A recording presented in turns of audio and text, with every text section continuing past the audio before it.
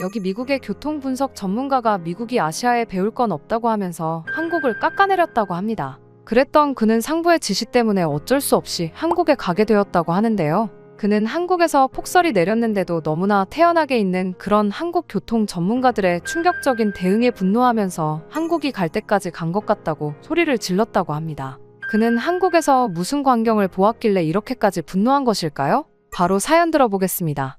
안녕하세요. 저는 보스턴 교통공사의 수석 교통시스템 분석가 마이클 브라운입니다. 전 세계 교통 전문가들 사이에서 제 SNS 영상이 화제가 되고 있다고 하네요. 폭설 속 서울, 5초 만에 경악. 제가 올린 이 짧은 영상이 이렇게 큰 반향을 일으킬 줄은 몰랐습니다. 사실 저는 한국을 싫어했습니다. 아시아의 개발도상국이 무슨 선진 교통 시스템을 가졌겠어라는 생각이었죠. 하지만 그날 이후 제 생각은 완전히 바뀌었습니다. 동료들은 제가 서울에 물들었다며 농담을 던지곤 합니다. 하지만 저는 항상 같은 말을 해요. 직접 가서 보세요. 모든 게 달라질 겁니다. 제가 왜 이런 말을 하는 건지 궁금하실 것 같아요. 117년 만에 기록적인 폭설 속에서 제가 목격한 놀라운 광경들, 그 이야기를 지금부터 들려드리겠습니다. 사실 서울행을 결정한 건 미국에서 내린 눈보라로부터 시작되었습니다. 갑자기 내리치기 시작한 미국 외곽 지역의 폭설 때문에 많은 운전자들이 길에서 사고가 났거든요. 상부에서는 이런 사태에 대해 해결 방안을 제시해야 한다고 했습니다.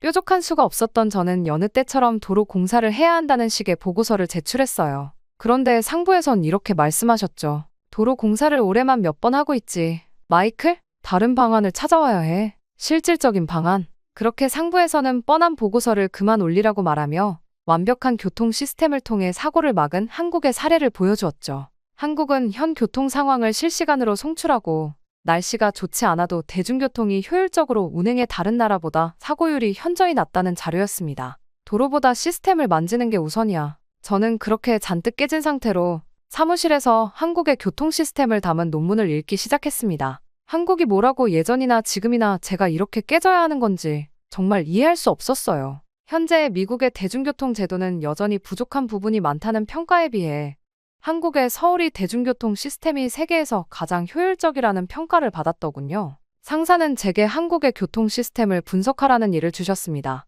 저는 내심 좀 난감했죠. 그렇게 한국을 좋아하지 않기 때문이었어요. 대학원 시절에 한 에피소드가 떠오르네요. MIT 교통연구소에서 세미나가 있던 날이었습니다. 한 한국 도시의 교통 시스템 사례 발표가 있었는데 저는 그때 꽤 신랄한 비판을 했었죠. 아시아의 교통 시스템은 겉만 번지르르 할 뿐 실제 위기 상황에서는 취약할 수밖에 없다. 고요. 발표자였던 한국 교수님은 차분히 반박하셨지만 저는 고집을 꺾지 않았습니다. 뉴욕이나 보스턴 같은 도시야말로 진정한 스마트시티의 모델이라고 주장했죠. 그때 교수님이 한마디 하셨어요. 브라운 씨, 언젠가 서울에 큰 눈이 내리는 날 직접 보러 오세요. 그때 다시 이야기를 나눠보죠. 시스템은 문화의 산물이에요, 브라운 씨. 아메리카노도 맛있게 내리려면 물을 이해해야 하듯 도시를 이해하려면 그 도시의 문화를 알아야 합니다. 그 한국 교수님의 말에 저는 더 발끈했었죠. 교통공학은 과학입니다. 문화는 부차적인 요소일 뿐이죠. 그렇게 말하며 교수님의 연구 데이터를 조목조목 반박했던 기억이 나네요.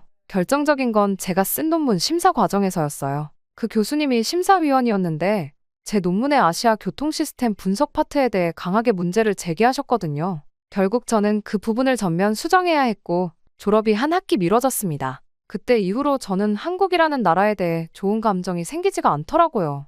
요즘 들어 한국의 기술이 선진화되었다며 종종 기사에 뜨곤 했지만 미국에 비해선 여전히 너무나 부족하다고 생각했죠. 그런데 한국에 가서 교통 시스템을 배워오라니 어처구니가 없었어요. 그렇게 처음으로 제대로 된 한국 교통 시스템에 대한 논문을 읽기 시작했습니다. 사실 논문을 읽을수록 불신이 더 커졌어요. 미국에는 없는 것들이 그 작은 나라에 있다고 적혀 있었거든요. 실시간 교통정보 시스템, 통합관제센터, 그리고 특히 버스와 지하철의 완벽한 환승 체계까지 있다니 저는 그렇게 서울로 향하게 되었습니다. 그곳으로 가자마자 저는 놀랄 수밖에 없었죠. 보스턴에서는 아직도 버스 회사와 지하철이 별도로 운영되어 시민들이 이중으로 요금을 내고 있어요. 배차 시간도 제각각이라 환승이 불편하죠. 실시간 정보도 오차가 크고 각 교통수단이 개별 앱으로 운영돼서 시민들이 여러 앱을 번갈아 써야 하는 불편함이 있습니다. 반면 서울은 달랐어요. 하나의 앱으로 모든 교통수단의 실시간 정보를 확인할 수 있고 환승할 때도 추가 요금이 없다는 점이 인상적이었죠. 서울시에서도 흔쾌히 승낙해 주었고 일주일간의 출장이 결정되었습니다. 도시 규모는 달라도 서울의 시스템을 우리 실정에 맞게 적용할 수 있을 거라 기대했어요. 그런데 한국에 도착하자마자 예상치 못한 상황과 마주하게 됐습니다. 117년 만에 기록적인 폭설이었죠. 처음에는 정말 걱정했어요. 보스턴도 폭설에 취약한데 눈이 적은 한국은 어떻게 될까 생각했거든요. 하지만 그 걱정은 고작 5초 만에 깨져버렸습니다. 첫날 아침, 시차 적응이 안 되어 일찍 눈을 떴어요. 호텔 로비에서 커피를 마시며 창밖을 바라보는데 놀라운 광경이 펼쳐지고 있었습니다. 새벽 2시부터 제설차들이 조직적으로 움직이고 있었고 상점 주인들은 자발적으로 나와 눈을 치우고 있었어요. 더 놀라운 건 실시간 교통 상황이었습니다. 호텔 로비의 버스 전광판에는 현재 운행 중인 모든 대중교통 정보가 정확하게 표시되고 있었고 제 스마트폰 앱에도 동일한 정보가 실시간으로 업데이트되고 있었어요. 보스턴에서는 상상도 못할 일이죠. 버스 정류장에는 몇 분 후에 도착할 버스의 정보가 정확히 표시되어 있었고 혹시 지연이 있을 경우에는 그 이유까지 친절하게 안내되고 있었습니다. 우리도 비슷한 시스템을 도입하려 했지만 정확도가 낮아 시민들의 불만이 많았는데 말이에요. 지난 겨울 보스턴의 모습이 떠올랐습니다. 30cm의 폭설이 내렸을 때 도시는 완전히 마비됐었죠. 제설 작업은 늦어졌고 교통정보는 뒤죽박죽이었으며 시민들은 각자 도생해야 했어요. 하지만 서울은 달랐습니다. 이게 바로 제가 SNS에 올린 첫 번째 영상의 시작이었죠. 그렇게 아침 7시, 이른 아침부터 서울시 교통관제센터에서 첫 미팅이 시작됐어요. 제가 마주한 광경은 또 다른 충격이었습니다. 거대한 스크린에는 서울 전역의 교통 상황이 실시간으로 표시되고 있었고 각종 데이터가 자동으로 분석되어 의사결정에 활용되고 있었죠. 특히 인상적이었던 건 통합관제 시스템이었습니다. 버스와 지하철의 정보가 하나의 시스템으로 완벽하게 통합되어 있었고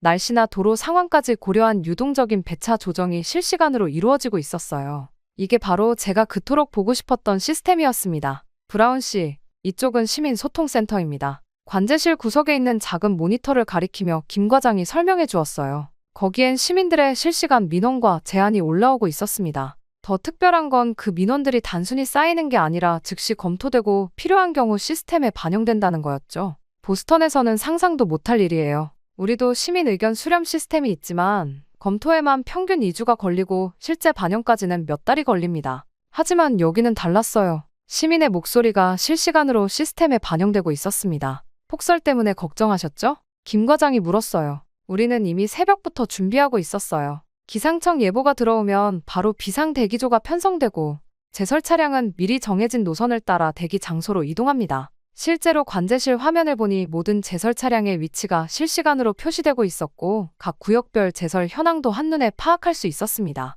더 놀라운 건 시민들과의 협력 체계예요. 김 과장의 설명이 이어졌죠. 각 지하철역과 버스 정류장 주변의 상점들은 자발적으로 제설 책임 구역을 정해서 관리하고 있어요. 이 말을 듣는 순간 제 머릿속에 지난해 보스턴의 악몽이 떠올랐습니다. 폭설로 한 노인이 미끄러져 다쳤고 그 일로 상점 주인이 소송에 휘말렸죠. 그 후로 보스턴의 상인들은 제설 작업을 꺼리게 됐어요. 하지만 서울의 상인들은 오히려 사고를 예방하기 위해 먼저 나서고 있었습니다. 이건 단순한 시스템이 아니에요. 김 과장의 말이 가슴에 와닿았습니다. 시스템은 도구일 뿐이에요. 그것을 의미 있게 만드는 건 결국 사람이죠. 우리는 수십 년간 실패와 성공을 거듭하면서 이 시스템을 만들어 왔어요. 그렇게 하루 종일 관제센터에 있으면서 저는 점점 더 큰 깨달음을 얻게 됐습니다. 첨단 시스템도 중요하지만 그것을 움직이는 건 결국 사람이라는 거죠. 시민과 관리자가 서로 신뢰하고 협력하는 문화, 그것이 바로 서울 교통 시스템의 진정한 힘이었습니다. 저는 그렇게 과거에 단지 아시아라는 이유로,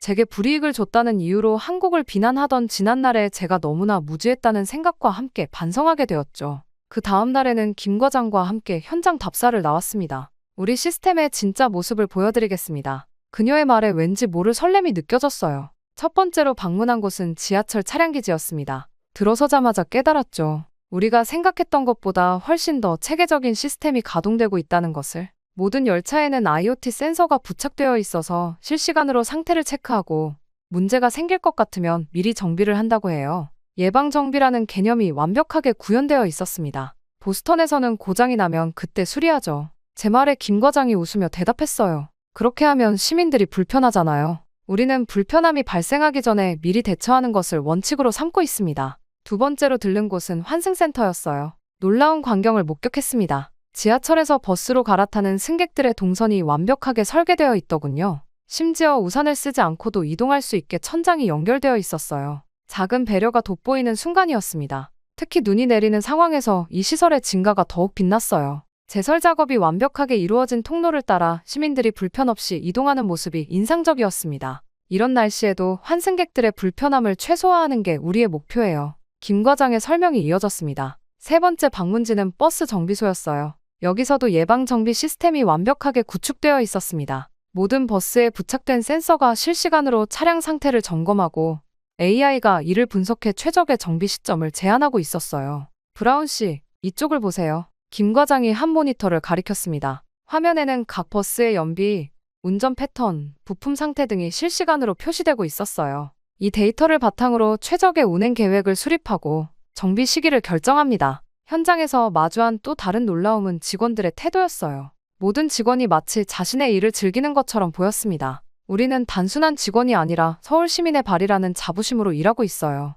한 정비사의 말이 깊은 인상을 남겼습니다. 저는 매번 여러 가지 시도를 할 생각은커녕 같은 보고서만 수십 장 올리고 편하게 일하려고 했었는데 그들은 저보다 미국의 그 어떤 교통 시스템 분석가들보다도 진심이라는 사실을 알게 되었습니다. 점심시간 김 과장과 식사를 하면서 더 깊은 이야기를 나눴어요. 서울의 교통 시스템이 이렇게 발전한 건 시행착오의 결과물이에요. 처음부터 완벽했던 게 아니라 시민들의 불평과 요구를 하나하나 개선해 나가면서 지금의 모습이 되었죠. 이날의 현장 답사는 제게 큰 깨달음을 주었어요. 첨단 시스템과 시설도 중요하지만 그것을 운영하는 사람들의 마음가짐과 철학이 더 중요하다는 것을요. 보스턴으로 돌아가면 이 부분부터 변화시켜야겠다고 생각했습니다. 새벽 3시, 창밖의 서울은 완전히 하얗게 변해 있었어요. 불안한 마음에 호텔 로비로 내려갔습니다. 보스턴이었다면 이미 교통대란이 시작됐을 시간이죠. 하지만 서울의 모습은 달랐습니다. 로비에서 본 광경은 정말 충격적이었어요. 폭설 속에서도 도시는 마치 정교한 시계처럼 움직이고 있었습니다.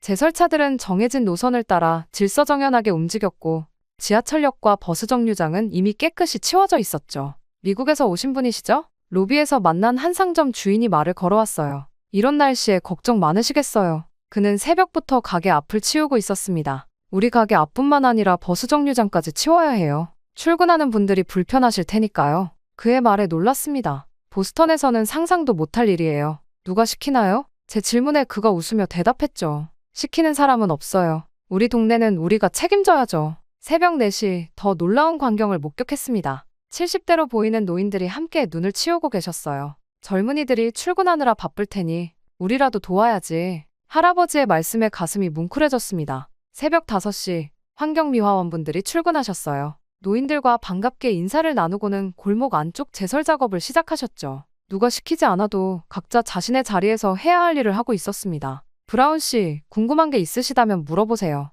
호텔 직원이 다가와 말했어요. 서울의 제설 시스템이 어떻게 작동하는지 알고 싶습니다. 제 질문에 그가 자세히 설명해 주었습니다. 기상청 예보가 들어오면 바로 비상 대기조가 편성되고 제설 차량은 미리 정해진 노선을 따라 대기 장소로 이동한다고 해요. 그리고 눈이 내리기도 전에 미리 도로에 염화칼슘을 뿌린다는 게 놀라웠습니다. 아침 6시, 출근길 시민들이 하나둘 나타나기 시작했습니다. 깨끗이 치워진 보도를 본 시민들은 제설 작업을 하는 분들께 감사 인사를 건넸어요. 어떤 분은 따뜻한 커피를, 어떤 분은 빵을 나눠주기도 했습니다. 이 모든 광경을 보며 깨달았습니다. 이게 진정한 선진국이구나. 첨단 시스템도 중요하지만 그것을 움직이는 건 결국 시민들의 마음이었던 거죠. 그렇게 아침 7시가 되었고 저는 서울시 통합교통정보센터를 다시 찾았습니다. 폭설 상황에서 이 시스템이 어떻게 작동하는지 더 자세히 보고 싶었거든요. 브라운 씨, 이쪽으로 오세요. 교통정보과 이 과장이 저를 안내했습니다. 대형 스크린 앞에서는 직원들이 분주히 움직이고 있었어요. 현재 서울 전역의 적설량이 실시간으로 모니터링되고 있습니다. 구역별로 제설 우선순위가 자동으로 조정되죠. 특히 놀라웠던 건 AI 기반의 의사결정 시스템이었어요. 적설량, 교통량, 도로 상황, 대중교통 운행 정보를 종합적으로 분석해서 최적의 제설 경로를 제시하고 있었습니다. 보스턴에서는 이런 시스템을 구축하려면 얼마나 걸릴까요? 제가 물었죠. 이 과장이 웃으며 답했습니다. 시스템 구축은 1-2년이면 충분해요. 하지만 진짜 중요한 건 사람들의 마인드예요. 우리도 처음부터 이렇진 않았습니다. 그의 설명은 계속됐어요. 서울의 교통정보 시스템은 20년 전부터 차근차근 발전해왔다고 합니다. 처음에는 단순한 CCTV 모니터링으로 시작했지만 시민들의 피드백을 지속적으로 반영하면서 현재의 모습이 됐다고 해요. 가장 큰 변화는 시민들의 참여였습니다. 이 과장의 말이 인상적이었어요. 시민들이 제보한 정보가 실시간으로 시스템에 반영되고 그게 다시 시민들에게 전달되는 선순환이 만들어진 거죠. 실제로 관제실 한쪽에서는 시민들의 제보가 실시간으로 접수되고 있었습니다. 어떤 구간에 제설이 미흡하다는 제보가 들어오면 즉시 현장을 확인하고 제설차를 재배치하는 모습이 인상적이었어요. 브라운 씨, 이건 어떠세요? 이 과장이 한 화면을 보여줬습니다. 서울 시내 모든 제설 차량의 실시간 위치와 작업 현황이 표시되어 있었어요. 각 차량의 제설 작업량과 효율성을 AI가 분석해서 최적의 작업 경로를 제안합니다. 시간이 갈수록 더 놀라웠어요. 이 시스템은 단순한 정보 수집이나 분석을 넘어서 시민과 행정이 하나 되어 움직이는 플랫폼이었습니다. 기술은 도구일 뿐 그것을 의미 있게 만드는 건 결국 사람이라는 걸 다시 한번 깨달았죠. 다음 날 새벽 2시, 저는 호텔 프론트에 부탁해 제설 작업 현장을 찾아갔습니다. 117년 만에 폭설이라는데 서울은 어떻게 대처하는지 직접 보고 싶었거든요. 어서 오세요, 브라운 씨. 구청 제설대책본부 김 팀장이 반갑게 맞아주었어요. 사무실 한켠에는 커다란 모니터가 설치되어 있었고 거기엔 구역별 제설 현황이 실시간으로 표시되고 있었습니다. 한밤중인데도 많은 인력들이 최선을 다하고 있었죠. 우리는 새벽 2시부터 움직입니다. 김 팀장의 설명이 이어졌어요. 눈이 내리기 전부터 준비를 시작하죠. 각 구역별로 책임자가 지정되어 있고 시민 자원봉사자들과도 실시간으로 소통합니다. 정말 놀라웠죠. 보스턴에서는 상상도 못할 일이었습니다. 우리는 눈이 내린 후에야 대응을 시작하는데 서울은 예방부터 시작하고 있었죠. 이건 우리만의 노하우예요. 김 팀장이 자부심 가득한 목소리로 말했습니다. 20년 전만 해도 우리도 많이 혼란스러웠어요. 하지만 실패할 때마다 시스템을 개선했고 시민들의 참여도 늘어났죠. 새벽 3시, 저는 제설차를 타고 현장을 돌아보았습니다. 차량 내부는 마치 작은 관제실 같았어요. 실시간으로 기상 정보가 업데이트되고 AI가 최적의 제설 경로를 제안했죠. 브라운 씨, 저기 보이시나요? 운전기사님이 한 곳을 가리켰어요. 아파트 단지 앞에서 주민들이 자발적으로 제설 작업을 하고 있었습니다. 우리가 주요 도로를 막고 시민들이 골목길을 막는 거예요. 서로 믿고 일하죠. 새벽 4시, 한 편의점 앞에서 특별한 장면을 목격했습니다. 놀랍게도 직원이 가게 앞뿐만 아니라 버스 정류장까지 눈을 치우고 있었어요. 손님들이 미끄러지면 안 되니까요. 그의 말에서 진심이 느껴졌습니다. 브라운 씨, 저기를 보세요. 김 과장이 한 골목을 가리켰습니다. 70대로 보이는 노인들이 모여 눈을 치우고 계셨어요. 매일 이 시간에 나오신대요. 젊은이들이 출근하기 전에 길을 터줘야 한다면서요. 순간 깨달았습니다. 이것이 바로 서울의 힘이었습니다. 시스템이나 장비의 문제가 아니었어요. 시민들의 자발적인 참여, 그것이 도시를 움직이는 진정한 동력이었죠. 우리 동네는 우리가 지켜요. 한 할아버지의 말씀이 가슴에 와닿았습니다. 젊은이들 출근길이 걱정돼서 나왔지. 우리 때는 더 힘들었어. 그래도 서로 도우면서 살았잖아. 새벽 6시, 더 놀라운 광경을 목격했어요. 학생들이 등교길에 노인들을 도와 눈을 치우고 있었습니다. 세대를 넘어선 협력이 자연스럽게 이루어지고 있었죠. 이게 다 습관이에요. 김 과장이 설명했습니다. 우리도 처음부터 이렇진 않았어요. 작은 실천들이 모여서 지금의 문화를 만든 거죠. 7시가 되자 출근길 인파가 몰리기 시작했습니다. 하지만 혼란은 없었어요. 미리 치워진 보도를 따라 시민들이 질서 있게 이동했고 버스와 지하철은 정확한 시간에 도착했습니다. 이날의 경험은 제 생각을 완전히 바꿔놓았어요. 스마트 시티는 첨단 기술만으로 만들어지는 게 아니었습니다. 시민들의 자발적인 참여와 협력, 그것이 진정한 선진국의 기초였죠. 8시, 서울시청 재난상황실에서 특별한 브리핑이 시작됐습니다. 117년 만에 기록적인 폭설이지만 시민들의 협조로 도시가 안정적으로 운영되고 있습니다. 저는 그때 알았습니다. 이 한마디에 모든 게 담겨 있었어요. 보스턴의 경우 비슷한 상황에서 시청은 시민들에게 외출 자제를 요청하고 도로 통제를 실시했을 겁니다. 하지만 서울은 달랐죠. 이게 가능한 이유가 뭘까요? 제가 물었습니다. 보이지 않는 약속이죠. 재난관리과 박 과장의 답변이 인상적이었어요.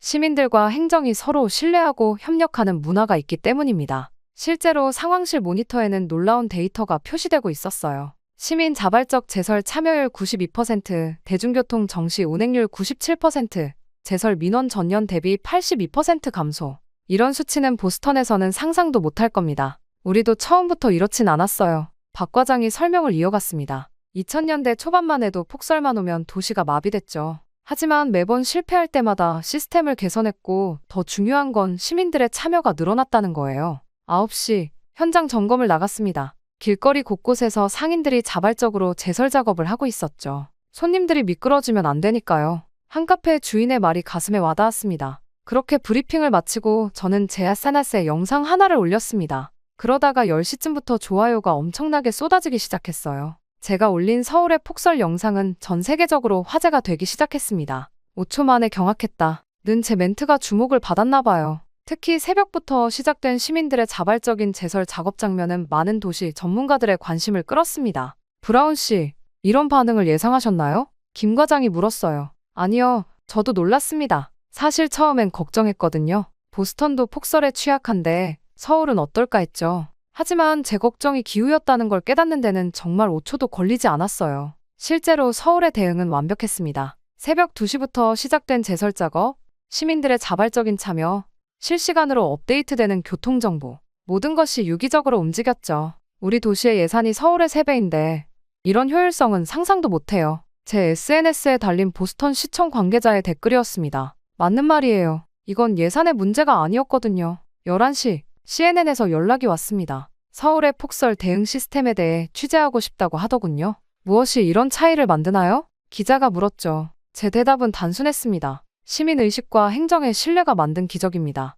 사실 서울이 보여준 건 단순한 제설 시스템이 아니었어요. 시민과 행정이 하나 되어 움직이는 진정한 스마트시티의 모습이었죠. 첨단 기술보다 더 중요한 건 사람들의 마음가짐이라는 걸 깨달았습니다. 어느덧 이제 보스턴으로 돌아갈 시간이 되었습니다. 서류 가방 안에는 서울의 교통 시스템과 제설 작업 매뉴얼이 가득하지만 가장 큰 수확은 따로 있었어요. 진정한 선진국은 첨단 기술이 아닌 시민의식에서 시작된다는 것. 서울은 이 사실을 완벽하게 보여줬습니다. 117년 만에 폭설 속에서도 멈추지 않았던 도시, 그것은 시스템이 아닌 사람이 만든 기적이었죠. 제 영상은 전 세계 교통 전문가들 사이에서 화제가 됐습니다. 폭설 속 서울의 모습은 마치 스위스 시계처럼 정확했다. 는 평가를 받았어요. 하지만 더 중요한 건 그 정확성을 만든 원동력이었습니다. 보스턴으로 돌아가면 가장 먼저 시민 참여 시스템을 제안할 생각입니다. 우리도 첨단 장비는 충분해요. 하지만 부족한 건 시민과 행정의 신뢰 그리고 공동체 의식이었죠. 창밖으로 여전히 눈이 내리고 있습니다. 하지만 이제는 그저 차가운 눈발로 보이지 않아요. 이 눈을 대하는 서울 시민들의 따뜻한 마음가짐 그리고 그들과 함께 움직이는 도시의 시스템이 만들어내는 특별한 조화. 그 속에 담긴 진정한 의미를 이제야 알 것 같습니다. 브라운 씨, 다음에는 더 좋은 날씨에서 뵀으면 좋겠네요. 배웅 나온 김 과장의 말에 고개를 저었습니다. 아니요. 폭설이 아니었다면 서울의 진짜 모습을 보지 못했을 거예요. 이번 폭설은 저에게 선물 같은 시간이었습니다. 누군가 말했죠. 진정한 도시의 힘은 위기의 순간에 드러난다고. 서울은 그 말이 사실임을 증명했습니다. 이제 저는 압니다. 진정한 선진국이 무엇인지를. 저는 비행기를 타고서 한국에서 있었던 일들을 떠올렸습니다. 지금 돌아보면 저는 한국에서 3가지 중요한 교훈을 얻었다는 생각이 들었어요. 첫째, 진정한 선진국은 기술이 아닌 사람에게서 시작된다는 것. 서울의 모든 시스템은 첨단 기술로 움직이는 것처럼 보였지만 실제로는 시민들의 자발적인 참여와 책임의식이 핵심이었습니다. 둘째, 신뢰의 힘입니다. 서울시는 시민들을 믿었고 시민들은 행정을 신뢰했어요. 그 신뢰가 만든 협력체계는 117년 만에 폭설도 이겨냈습니다. 소송이나 책임 문제를 걱정하는 보스턴과는 완전히 달랐죠. 마지막으로 가장 중요한 건 함께라는 가치였습니다. 새벽에 만난 노인들, 자발적으로 제설 작업에 참여한 상인들, 서로를 배려하는 시민들. 그들이 보여준 건 단순한 협력이 아닌 공동체를 위한 진정한 헌신이었어요. 한국에 올 수 있었던 게 너무 감사해. 이제 보스턴으로 돌아가 변화를 만들어야 합니다. 더 많은 예산이나 더 좋은 장비가 아닌 시민들의 마음을 움직이는 일부터 시작하려고 해요. 서울이 보여준 것처럼 진정한 변화는 시민 한 사람 한 사람의 마음에서 시작되니까요. 폭설은 오히려 축복이었습니다. 그 덕분에 서울의 진정한 힘을 볼 수 있었으니까요. 기술은 도구일 뿐 그것을 의미 있게 만드는 건 결국 사람이라는 걸 이제는 확실히 알게 됐습니다. 마지막으로 서울에 너무 고맙다는 말씀을 전하는 걸 끝으로 제 이야기는 여기까지입니다. 길었던 이야기를 들어주신 모든 분들께 감사의 말씀 전하고 싶어요. 행복하세요.